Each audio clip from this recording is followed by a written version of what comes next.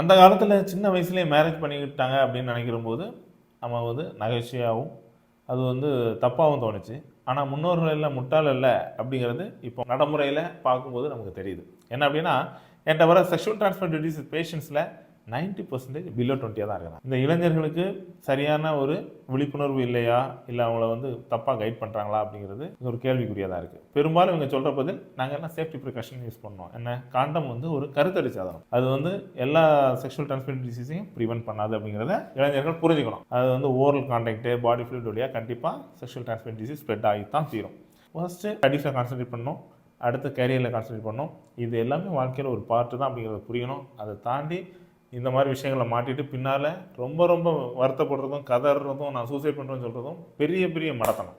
அதனால் வருமுன் காப்பதே சிறந்தது. இதைத்தான் முன்னோர்கள் வேசி வீடு போவதும் வெந்து சாம்பலாவதும் ஒன்று தான் அப்படின்னு சொல்லியிருக்காங்க.